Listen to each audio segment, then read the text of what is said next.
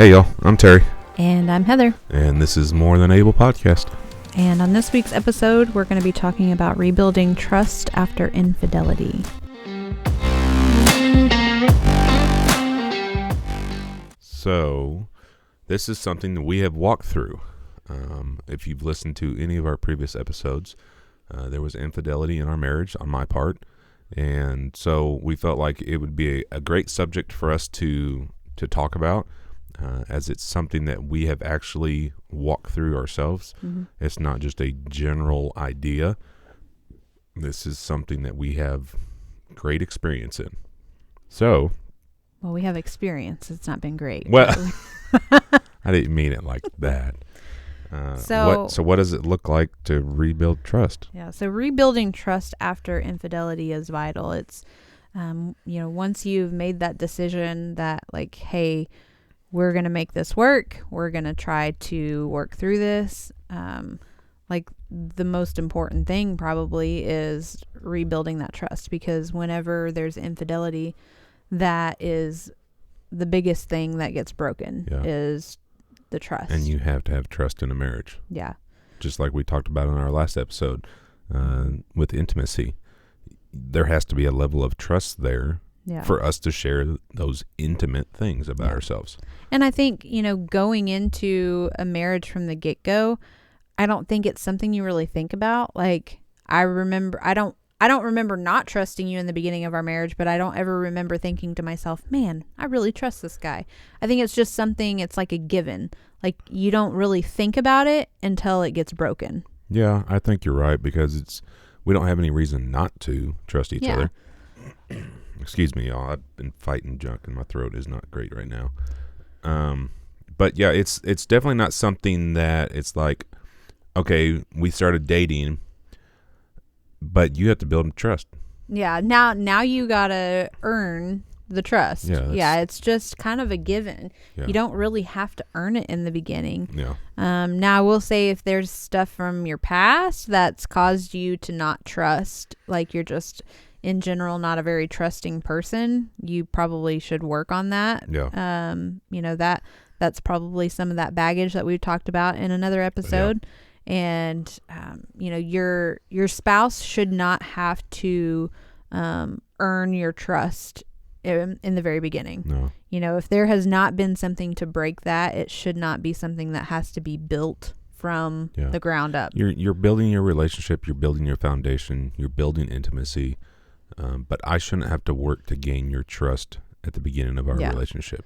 I think trust at the beginning of a relationship is more like, I'm just going to make a decision to trust you because I don't have any reason not to trust you. No differently than me going into a new job. Yeah. I trust that my employer is going to pay me for the time that I put in. Yeah. They didn't do anything to earn that trust. I've just given it to them. Yeah. But the first time they don't pay you, you're gonna every week after that, you're gonna be like, dude, are you gonna pay me? Are you gonna pay me? I would definitely be worried. I might even start looking for a new job. Yeah. So, how do you build trust back after infidelity? Which I mentioned it just a minute ago. First is the decision to stay in the marriage and work on it. You have to make that decision. It cannot be maybe we'll see how it goes. It has to be a decision no different than, like for you had to make a decision that what I've been doing, I'm not going to do anymore. Yeah. I'm going to cut those relationships off. Yeah. I'm not going to have any contact with them. And so that was the decision on your part. Yeah. The decision on my part is I'm willing to stay in this marriage and work on it. And I'm not going to go back on that unless you go back on your part, basically. Yeah, on my part, yeah. And so it was really just a decision to stay in the marriage. It can be really detrimental to say, yeah, I'll stay and work on it. And then 2 weeks down the road, it's really hard and you start threatening to leave. Like, that creates a lot of distrust from the other side. Absolutely. So in our situation, Terry's the one that broke that trust. But if I've made a decision to say, I promise I'm going to stay in this, we're going to get through this, we're going to work on it. And as long as he's holding up his end of the deal and not continuing in those relationships and he's working to be better, then I have to hold up my end. But whenever I start throwing things out there like, well, I just can't do this anymore, I'm going to leave, then that creates some distrust from my side because now he's going to be worried that, wait, you said you're going to stay in this, but now I have to worry that at the drop of a hat, are you just going to leave? Yeah. And like, why am I going to spend all this time and effort, putting into this marriage if you're just going to, leave for no reason? Yeah. And so it's not an easy thing to do. Obviously, it's one of those things that takes a commitment on both sides. Mm-hmm. And she has to be willing, like she said, to take that step and say, okay, I'm going to stay. We're going to work on things. But on my side of things, I have to give her anything and everything that she needs or wants. But I have to be rebuilding that trust. Yeah. So counseling can be a huge help. I know some people are on the fence about counseling. I think if you find a good counselor, and you may have to try a few before you find a good one, you have to be willing to be completely open and transparent in that counseling. Yeah. Otherwise, it's not going to do you any good. No, I went to counseling more than a few times, and it wasn't until I decided, okay, I can't go in there and act like I have it all together. Yeah. That's kind of dumb, because why are you going to counseling if you have it all together? But once I finally decided, okay, I'm just going to like let it all out and not hold anything back. Mm-hmm. That was when I finally started like getting some help from it. Yeah. And that's when you start beginning to see the growth. Yeah. And the change. Yeah. Is when you're putting in the work. Yeah. Well, and there's also all sorts of self-help books out there, blogs, there's devotionals. Like, you can get on the YouVersion app and search through the devotionals. You can type in infidelity, and you have almost an endless supply of devotionals on infidelity. Yeah. All of those kind of things can be a huge help. I would say make sure that they're Christian-based, because otherwise you have no idea what kind of content is in them. You want them to be same biblical. Thing with counselors. You want your counselor to be biblical-based. You want them to have the same foundation that you have, that the foundation is in God, it's rooted in God, not in what man has to say. Because I've had conversations with other men that have gone to psychiatrists and counselors, and some of the things they were telling them, I'm like, that's not right. That's not the way things should be done. And it was because it was not coming on a biblical background. Yeah. So what do we got to do to start rebuilding the trust? Like, what does this road look like? So I think first and foremost, which these kind of go hand in hand, I think, is accountability and transparency. So we can start talking about accountability first. So what does accountability look like? What does that mean? Well, one, nothing has a password or a code on it that we don't both have access to. Yeah. Which I think is also transparency. I mean, yeah. That's why I said they go hand in hand, really. Yeah. Like, you can't have one without the other. Absolutely. I think you have to have both of them for both of them to be healthy, for them both to be in a place where it works. I think transparency really is a form of accountability. And it's also a form of intimacy. Yeah, that's true. But so we both have the passwords and the codes to each other's phones, and actually our emails, you can access my email from your phone and vice versa. In the beginning, when I was working on trying to rebuild that trust, I had like a tracking app on my phone, so you could see where I was at. Yeah, I don't know if they had Life 360 back then. I think they did. But if they did, we didn't know about it yet. We have Life 360 now, but... And that's for all of us. Like, the kids have it on their phones, and both me and Heather both have it. I think something that we didn't have in the beginning of our relationship, which was probably because we didn't know we needed it, was that accountability to each other. Yeah. Like you said, we just freely gave that trust to each other, but there was no accountability for that trust. Mm-hmm. And had there been that in the beginning, I think there would have been a lot less chances for everything to happen. Yeah. So another form of accountability is just communication. Like, where are you going to be? How long are you going to be there? Who are you going to be with? Mm-hmm. I think there's a misconception that those kind of things are like, well, yeah, you have a controlling wife that wants to know everything. Yeah, and you shouldn't have to tell her where you're going and who you're going to be with. And hey, guess what? I love my wife. I respect my wife. I know it's the same for her. and I want her to know that, hey, I'm okay. You know where I'm at. Worst case scenario, something happens. You know where to find me, or vice versa. It's not out of a way of she's got her thumb on me. Yeah. Like, I just want you to know what's going on. It's not even me asking you. It's just you telling me. I just tell you. Or vice versa. I tell you when I get to work. I tell you when I'm on my way home from work. And again, worst case scenario, I get in a car accident on my way home. And she knows how long it typically takes me to get home. Okay, where are you at? Yeah. And she knows where my job is at. Also what Life 360 is good for. Yeah, it is. And so, but I still, even with that, I still give you that kind of stuff. Yeah. And you do the same. And so that's accountability. It's transparency. I think it's something that everybody should do on every level in their relationship, so that there is less of a opportunity for doubt to come in. Yeah. And accountability is going to look different at different stages in your marriage. So accountability for us now looks different than it looked 10 years ago when your affairs first came out. Yeah. That accountability then looked more like, I'm going to go through your phone on a regular basis. And it was you allowing me to do that. And it was because I needed that assurity that there's nothing going on that shouldn't be going on. And for me to just be able to have that access to your phone whenever I wanted, not like hey, Thursdays at 2:00, I'm going to go through your phone. Because if I knew that, and if I was trying to still hide something, okay, well, I know when you're going to look at my phone. Like, that wouldn't make no sense.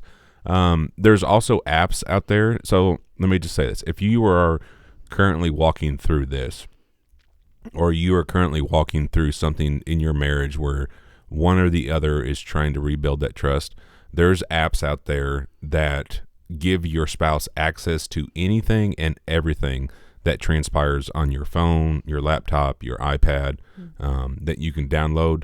And that can be a great way to start rebuilding that trust, because there is so many opportunities for something to come through one of those devices, or for you to do something on one of those devices that could break that trust. Yeah. It's sadly nowadays there's far more easy ways to hide stuff and do stuff secretly than there used to be. And so I feel like if we were walking through this right now, it would be so much harder to rebuild that trust just because of that. Yeah. But maybe we can find some of those apps and resources and put them in the description box below. So maybe if you're wanting something and you don't know, we can just share some of those there. Well, and I know, like you said, Life 360 is one that we have for all of our family. I think that one's a pretty common one. I know there's a lot of people I've talked to that have it. One of the ones that I do remember is called Covenant Eyes.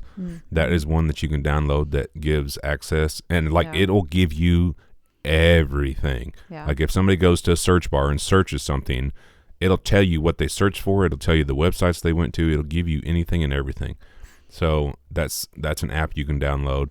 But like I said, making sure that your spouse has access to everything. We don't keep things hidden from each other. We don't keep our phones. No, you can't have my phone. Or secrets are no different than lies. If you're hiding something from your spouse, it's no different than straight up lying to them. Surprises, that's different. Secrets, yes. And I'll say, if you're listening to this right now and you're feeling uneasy, or you're feeling a little angry, no, that's not how it should work, then I would encourage you to explore those feelings and figure out why you're feeling that way. Yeah. Why are you feeling like your spouse shouldn't have access to everything? Because when God brought us together, he says that we are no longer two separate people. We are now one. Yeah. And so as one, there should be access to everything on every level. Yeah. And that includes bank accounts. I know. Yep. That's a hot subject, but hit it, baby. Get it. There are people who have separate bank accounts, and because they feel like, well, my money should be my money. But if you are a Christian and you believe that God joined you together to be one, then there should not be separate bank accounts. Yeah. Now, we have two bank accounts. We have three. Well, we have two checking accounts, one for our bills and one for our spending. but we are both on them. We both have access to them. There's nothing that I can do that he can't see or vice versa. Like when you have separate bank accounts, even if you're not to start, it opens the door for temptation to come in to be like, well, I could do this over here and my spouse would never even know about it. Well, and I know there's people like, well, but I like to have it for gifts. So that way she doesn't know where I'm spending money at. Okay. Pull out cash. Yeah, exactly. Go and tell them, look, I'm going to go to the ATM. I'm getting cash, and that's what this is for. Yeah. You know, you got a birthday coming up, and so I'm going to go, you know, or there's been times where it's like, it's kind of a silly thing that we've both done before, but we put in the register. None your business. None your business. And it's not a, don't worry about it. It's a, I've gotten something for you. Yeah. I don't want you to know where around Christmas or birthdays. Yeah. Anniversaries. I just don't want you to know. And it's not like I could probably put in there, I don't know. If it was you putting, like if you were to put the Home Depot in there or something like that, or Lowe's, I want to know what you bought me, but it still kind of gives me an idea. Oh, okay. Well, I know where she went. But yeah, get cash. Do it with your spouse. Like, hey, let's go to the ATM. Just so you know, this is what this is for. You know, communication, I think, is key. You Absolutely. know, like I said, having those separate bank accounts, it opens up that door for temptation to hide purchases. And once you realize how easy it is to hide this, well, then that opens the door to say, well, I could also hide this over here. Well, and we're trying, like I said, we're trying to build trust, and that just gives another avenue for you to not trust. Yeah, and I know, you know, I've seen all sorts of jokes like reels and stuff that are making light about women buying all these things off of Amazon and hiding the packages so that their husbands don't know about it. And, you know, it's all funny to watch a reel like that. But in real life, if you're actually buying things and if you're buying a ton of packages and your spouse doesn't know about it, there's an issue there. Yeah. And one, I would ask, how are you able to spend that kind of money and your spouse doesn't know about it? Is it because you have separate bank accounts? Because that's an issue. But if you're hiding these from your spouse, that goes a little deeper. Like, do we have an addiction to shopping? I was going to say, maybe there's an addiction to shopping or spending. And that also is a whole other separate, deeper issue. But that is going to create some trust issues. You know, trust, I mean, it's broken through infidelity, yes, but it can be broken through other ways. Oh, yeah, absolutely. If you were to find out that I've been spending $300 a month on random crap and I've been hiding it from you, and you find that out, that's going to be devastating, because that's now trust that's been broken. Yeah. And it would be very difficult, especially if you're in a financial position where you're already struggling, but then you have money in a separate account and you're spending it when we're in a financial hardship. Yeah. And while girl math is funny, it's not real. Real. That's the most ridiculous thing I've ever heard in my life. So we got a little off track here. So what is the process? Trust is not rebuilt overnight.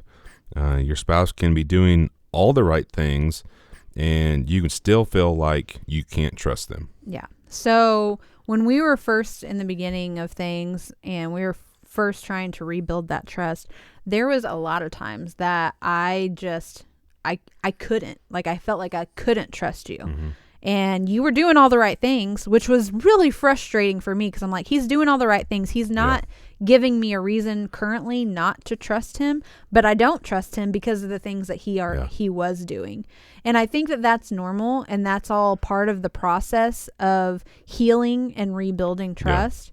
But there is going to come a point that, like, once it's been, you know, a certain amount of time, and there's no like rule book that says 6 once months. This many months has passed. But like, you'll know, like, once, you know, there's been consistency in this, and there were some things in the beginning where, like, I think a couple of times where you left out a detail, or you hid something else from me. And so then it was like, well, that come out, and now we got to kind of start over again. And but once there's been, you know, a good bit of consistency, and you can see, like, okay, he's changing. He's changed. He's not the same person that he was whenever everything come out, you know, and he's making all of these great strides, and hey, his relationship with God has gotten better, and our relationship seems to be improving. Like, once these certain things have happened, you have to make a decision to just trust. Mm-hmm. And sometimes that looks like a daily decision. I know for me, there were many times where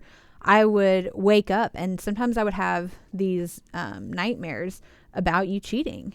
And I would wake up and all of a sudden I would be like, oh my God, he's cheating again. I know it. I just know it. And something that my counselor told me once, she said, in those moments, what you have to do is make a list. She said, make a list of all the things that he was doing when he actually was cheating. Mm-hmm. What were all the red flags? Which was, you would go out and have these guys' nights a lot. You would, always have your phone on you, and it would always be face down. Like, so there were just like telltale signs that, looking back, I could point out.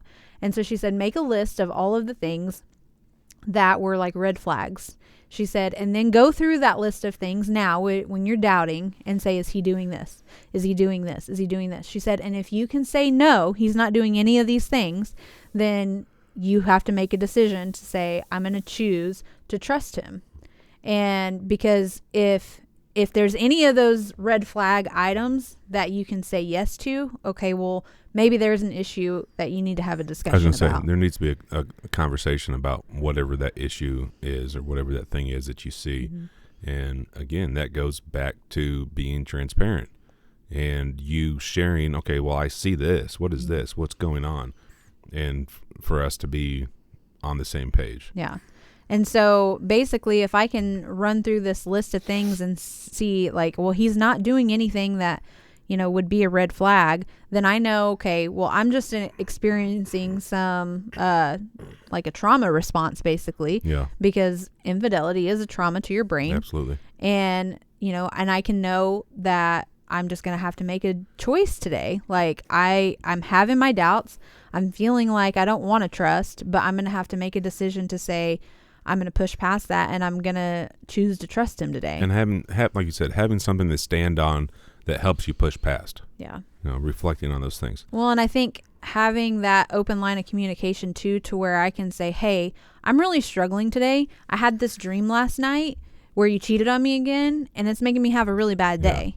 Yeah. And knowing that I can tell you that and I'm not going to be met with, well, that's stupid. Why? I wouldn't do that. Why are you having those dreams? Like, I'm not going to be met with that. No. I'm going to be met with understanding and probably more of like a, hey, I'm really sorry that you're dealing with that. Yeah. That sucks. Yeah. And what's the word I want? If I was to, like you were saying, if I was like, well, that's stupid. Like, don't diminish. And the word is like right there, and I just can't think of how to say it. Minimize. Yeah. Don't minimize what your spouse is feeling. Yeah. Because by minimizing what she is feeling or he is feeling, you're saying that it doesn't matter. It's not real. Yeah. You shouldn't do that. Even if it comes from a place of trauma, then there's some ground to stand on, and you should not minimize that. Yeah. So it also takes a whole lot of patience on both sides. Yeah. I know for me, especially in those times where you were asking all the questions, I had to be patient. Like, as much as it may in the moment sucked for me to be like, you just asked me this 30 minutes ago, or whatever the situation may have been, I had to have patience and have an understanding, knowing that you were working on trying to build that trust back with me. And it didn't always happen. There wasn't always patience. No, there was lots of fights. Yeah, and don't get us wrong. Don't think we did not walk through this perfectly. No, not even close. And it took years. Way longer than it probably should have. Yeah, and a lot of it was because we were trying to do it, and we weren't letting go of it. Yeah. We weren't giving it to God. But yeah, so there was patience that had to been had on both sides. And we had to have grace for each other. And I think the grace for me was understanding the trauma that I caused you and to be willing to be forgiving in those times where you felt like you were right back in the midst of it all again. Yeah. You know, in those times where you had those dreams, those nightmares. Yeah. And just to be graceful and to know, like, it sucks and I'm sorry, but I'm here. Yeah. Because it's a process, which I know we're talking specifically about rebuilding trust, but just healing from infidelity in general is a process, and it's a process that can't be rushed. No, absolutely not. It's a process that is unique to every single person. Yeah. So I can share how I walked through my healing. We can share how we walked through our healing and share some practical tools. But ultimately, your journey walking through infidelity is going to be different than anyone else's. Yeah. And so, you know, it's great to have all of these resources and stuff. But you also have to figure out what it looks like for you. Yeah. And, you know, just your daily life, you know, what kind of jobs you have, and what kind of support system you have around you. Like, there's so many things that can affect how you walk through your healing. Well, and I know, like, a part of that process for us was I changed jobs. Mm-hmm. And I know even something you said in a month or so ago was, you know, with our move to Arkansas, I've changed jobs, and I'm in the construction industry now, and I've been all over the place. Mm-hmm. And something you had said was several years ago, you wouldn't have been able to, for me to be in this type of career. Yeah. There was one day I had pulled up Life 360, and I knew that he had been kind of going all over Northwest Arkansas. All over the place, man. And so I was like, I wonder where he's gone today. And so I was scrolling through Life 360, and I was like, oh my word, because it was like he was here, and then he was there, and then he was there. Like, probably just picture like 10 a kid different places, taking a pencil and just drawing lines and just like scribbling. Yeah. Like, that's what it looked like. And I think I took a screen recording of me scrolling through Life 360 and had sent it to you. And I said something about, like, even 2 years ago, like, I probably couldn't have handled this. It would have literally taken over my life, me thinking, like, where is he at? Like, what's that place? And, like, I can literally envision what I would have done, which would have been zooming in on this place that you're at. What is that? Is that a business? Is that a house? Why is he at a house? Whose house is that? Mm-hmm. Like, literally going insane, trying to figure this out. And I'm like, there's a reason why God does things at certain times. And I know that, you know, this move come at this time because I don't think about those things. Yeah. Like, not once have I been like, well, where's he at? What's he doing? And zoom in. I don't got time for that. I'm not going to sit there and do all of that. And, you know, there's just certain things in your life that will affect how you heal. Yeah. And if you're in a job where the person that you cheated with is working there too, you got to get out of there. Get out. Yeah. Like, that was the reason I told Terry, I was like, you have to get a different job, because I could not handle sitting at home and having him go to work every day, knowing he was seeing one of these girls every single day. Yeah. And so, because then I'm over here like, well, has it really ended? Or is he really still in that? And there's no way for me to prove that otherwise. Right.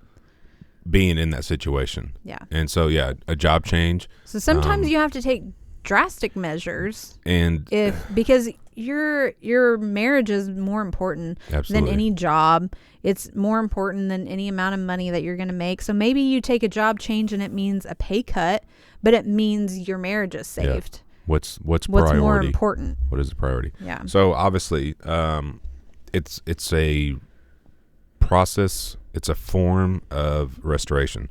And so restoration takes time, and sometimes it can often seem worse before it gets better. Yeah. You know, I'm not a big analogy guy, but I'm a big car guy. And so I'm big into analogies. I know you are. So I envision somebody restoring, let's just say, a 1967 Pontiac GTO. And good choice. Gorgeous car. But you found this car and it's been sitting in a barn for the last 30 years, and it's got rust all in the quarter panel, all in the inner quarter panel. It's broken. It's beat up. Yeah, and you could see through the quarter panel. Now, there's still a quarter panel there. The car is still intact. It's still drivable. But the process of that restoration could look like cutting off that entire quarter panel and cutting off that entire inner quarter. And at that point, you're going to be able to see the inside of the car from the outside. And it's going to look a whole lot worse when it is in the middle of that process. But that process doesn't end there. You get your new inner structure, you get it put in, you get it welded on, and then you get your outer panel put on, and then that car is going to look like it did new. Yeah. When you remove that damage, when you remove that rust. Yeah, that's good. So there's another analogy that I've used many times, and it's far grosser than what you just described. Of course it is. But it just, I don't know, it computes in my brain so well, and so maybe it will for somebody else that maybe isn't a car person, and so maybe they need a gross analogy. Yeah. So I think about like healing from infidelity. Like he said, sometimes things are going to get worse before they get better. And I think about it like a wound that gets infected. Yeah. So if you have a wound on your arm, you just let it go. You don't do anything to it. It's going to get infected. Now I got to go to the hospital because it's infected and it's hurting and it's affecting every part of my life. So I'm going to go into the ER. And chances are they're probably going to have to like scoop out the infection from this. Or cut it out. Yeah. And so, you know, if it's gotten so bad that they can't just give me some antibiotics and send me on my way, they got to physically take that infection out. And that's probably going to hurt like, you know what? Yep. And it's probably going to look way worse than it did when I come in. But it's going to start me on that path to healing because now all of the bad stuff is out. And I can start letting my body do what it's meant to do. And so then at that point, it starts to heal. Yep. And to continue on that analogy, is it'll heal, but it'll never look the same. There's going to be a scar there. Yeah. But a scar is a sign of restoration. Yeah. It's a sign of healing, something that was damaged that's no longer damaged. Yeah. It's proof of an area that you survived. Yeah. You know, I think about somebody who's had a heart transplant that, you know, they had a heart transplant because they were dying, and well, now they have a gnarly scar on their chest, but it's a reminder of a place that they survived. Exactly. And so I think, you know, for me, yeah, there's a scar in my heart, but it's a reminder that I survived and our marriage is stronger for it. Yeah. So at a certain point, you know, a decision to trust has to be made. There's always going to be times that doubt will want to creep in, but you have to make a decision to believe in all the steps that are being taken, that your spouse is taking. Otherwise, you're just going to drive yourself crazy. Yeah. And I know that you've talked about a lot of times that wasn't definitely was not a one and done. Mm-hmm. It was something you had to do daily and sometimes multiple times throughout the day. Yeah. And so, which I had touched on this just a little bit ago too, but it really is that daily decision to say, you know what, I'm going to choose today to trust Terry. Yeah. I'm going to choose to believe the best in him and just take it a day at a time. Yeah. Because really when you're walking through infidelity and you're trying to rebuild that trust, you can't see much further down the road than a day at a time. And there's so much fear that can be wrapped up in it. Fear that it's going to happen again, and fear that, you know, we're not going to be able to heal, and fear that it's not going to get any better, and like our marriage is just going to suck. Like I had all these fears, you know, up until even just a couple of years ago, because, you know, we had kind of gotten to a point where I felt like, I guess this is it. I guess it just doesn't get any better. Yeah. You know, that there is just some wounds that are too big to really heal completely and get past. Well, and through that whole process, like it's not just the trust and building the trust, you know, it's a huge process. And through that, of course, like Heather said, the infidelity was on my side, but through that entire process, there was hurt and damages on both sides. Yeah. And a lot of it stems from my infidelity, but there was so many times where it was just like, I don't know how we get past this. Mm-hmm. I don't know how we heal from this. And I know there was something that I always told you was, I'm never going anywhere. Like, you chose to stuck by my side through all of this, and I'm never going anywhere. And I think that was a great thing for a lot of time, but it also was putting this like foundation on me that you had to understand I wasn't going anywhere, but it wasn't the foundation that needed to be had. Mm-hmm. And there come a point where you asked me, like, what if this never gets better? And it was the one and only time I ever said, I don't know. Yeah. So it is a very hard walk. It's a walk you shouldn't do on your own. Mm-hmm. You should have counselors. You should have trusted spiritual mentors that you're talking with, that you're trying to navigate this with. Mm-hmm. You know, all these things that we've discussed that are things that maybe you should look at doing. Well, and I would encourage you to, and maybe this isn't so much on the rebuilding trust side as it is just healing from infidelity, but I would encourage you, if you are the spouse who was cheated on, to really look at yourself and try to see where you played a role in just where the marriage went wrong. Because that was, for me, I had to realize that, you know, while maybe I wasn't the one that actually stepped out of the marriage, I played a role in the fact that our marriage was not a great marriage, because people don't cheat on their spouses when your marriage is great. Like that, you know, there's always something there. Maybe you thought your marriage was great, but when you look a little bit deeper, you can start to see, you know, for us, we were not living a great lifestyle. We were drinking and partying a lot, and we weren't living for God. No. And, you know, I had to look inward and see, okay, well, what role did I play? Yeah. Not that I was trying to figure out, like, what did I do that caused him? I think in the beginning that was it, because I'm like, well, it must have been me. Like, I wasn't good enough. I didn't do something enough. I wasn't there enough. But what I mean is, like, what role did you play in just your marriage not being in a good place? Yeah. Ultimately, your spouse, like, we're all responsible for our own decisions. So even if you did something to push your spouse away, they still have made the choice to step out.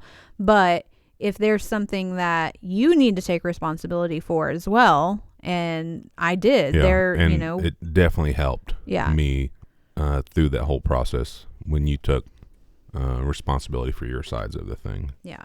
So. And because it's, you know, it takes two to make a marriage work, and it takes two to tear a marriage down. Absolutely. And so, you know, if you are currently walking through infidelity and you need a support system, like, always feel free to reach out to us. Yeah, as always, you know, reach out to us, send us a message, and we can always get in touch on a little bit better level, whether it's a phone call or a video chat or something. Again, we're not counselors. We don't have it all figured out, but we are both definitely willing to listen and talk and share our experience and just maybe give you a little bit of encouragement. Yeah. So, and nothing else, to pray for you. Yeah. So, but. Right. Well, I think that's been a good episode. Yeah. We will see you on the next one. Yeah. Bye. See ya. Bye.